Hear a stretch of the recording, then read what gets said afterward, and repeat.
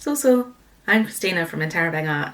In my last video, I made the heart dress from The Sims, and I decided that I want to make a Sims outfit from every category. I'm going to start with the everyday category and make this polka dot dress and cardigan from the Discover University expansion pack. It comes in a few different colours, but I'm going to make the blue, red and yellow option. I don't see any zips or darts, so I'm going to make the dress in a stretch fabric. I couldn't find a polka dot fabric in the right scale and colour that I wanted for this project, so I designed my own.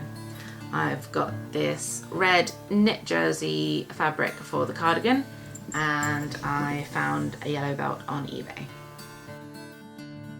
I already have a pattern that I drafted previously, so I'm just going to pin that to the fabric and cut around it for the front of the bodice, then pin that to the next piece and raise the neckline a little for the back of the bodice.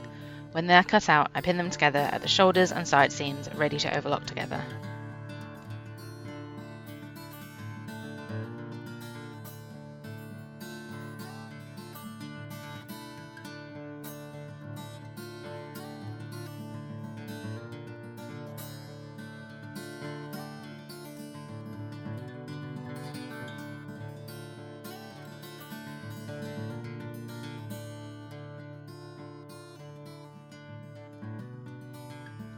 To make the skirt, I measure out two 60cm long panels, trim the sides and put the two pieces right sides together. This dress is going to have pockets so I can carry all my rocks and vegetables around with me like a real sim. I place my pocket pattern piece on the edge of the two skirt panels and cut them out. I want 4 pocket pieces, 2 facing one way and 2 the other. For this style of dress, I want the full width of the skirt to be about 1.5 to 2 times the waist measurement. So, for example, if your waist measurement is 100 cm, you would want each skirt panel to be 75 to 100 cm wide.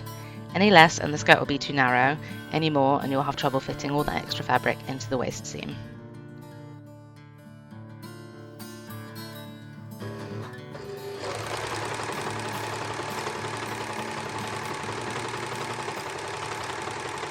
I overlock the bodice together at the side seams and shoulders where I've just pinned, and around the curved edge of each of the pocket pieces.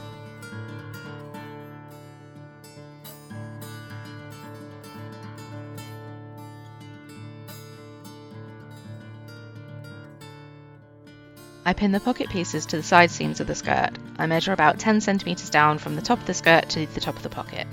Like always, I start with 2 pocket pieces right sides together, start pinning, then realise they need to be wrong sides together and start again. This is an important step, so make sure you do this every single time, no matter how many hundreds of pockets you've sewn in before. There you go, buddy.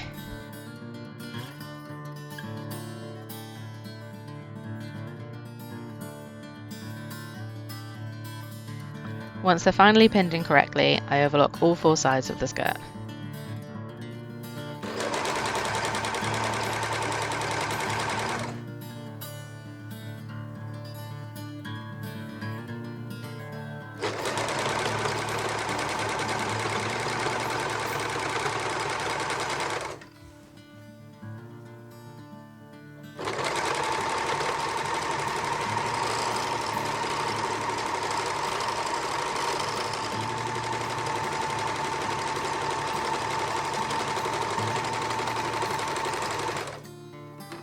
Now all my pocket pieces are attached to the sides of the skirt, I can pin both of the side seams together.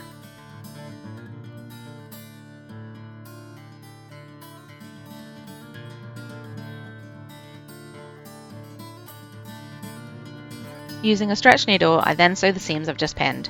You can use a zigzag stitch for this, but as it's not a fitted skirt, there's no real need for the side seam to have any stretch, so I normally go for a slightly longer straight stitch. I backstitch at the top of the skirt, just before the pocket, at the top and bottom of the pocket, and just after the pocket to make sure it's extra secure, especially as I'm going to be carrying my entire inventory around in them.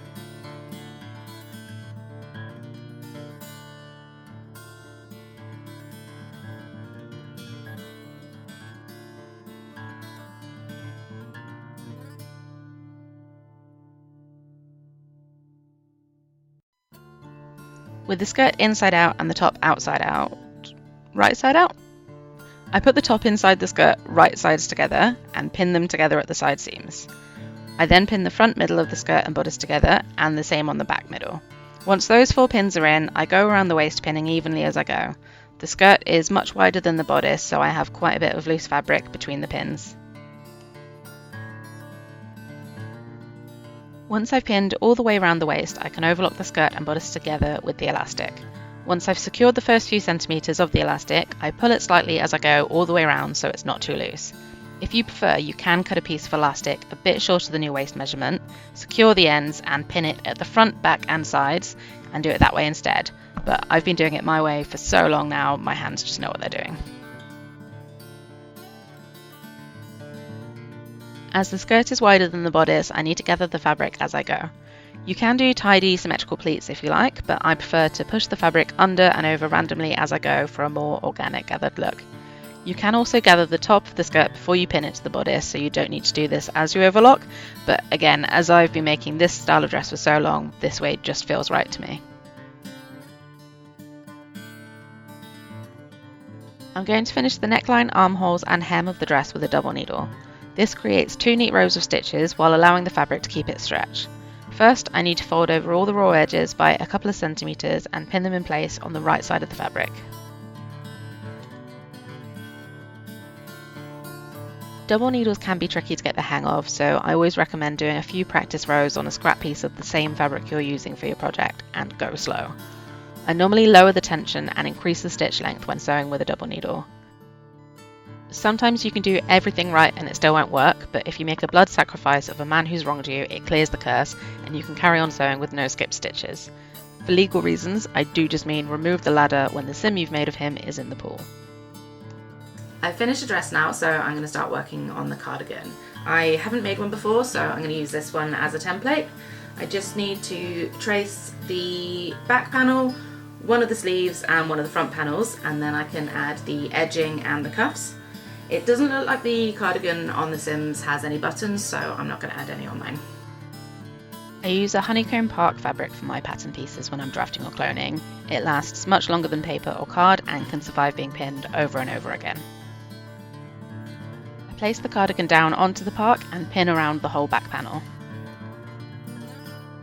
As an agent of chaos, I didn't bother ironing the park before this step, but you can if you're into that kind of thing. Once it's pinned in place, I cut around the back piece, adding a slight seam allowance as I go to make sure it fits properly when it's all sewn together, making sure not to cut into the cardigan. I cut the pattern piece in half down the middle as I will be pinning it to a fold in the fabric. I do the same process for the sleeve and the front panel.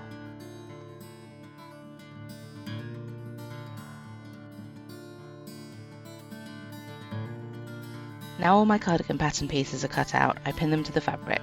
I want one back piece cut out on the fold, 2 sleeves cut on the fold and 2 separate front panels.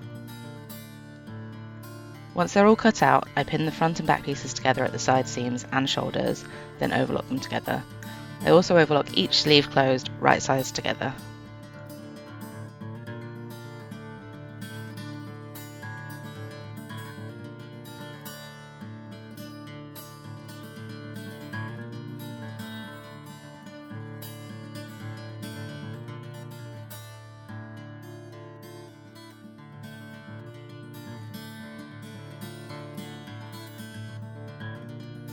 I turn the sleeves right way out and pin them inside the armholes, matching the seams at the underarm, then overlock them in place.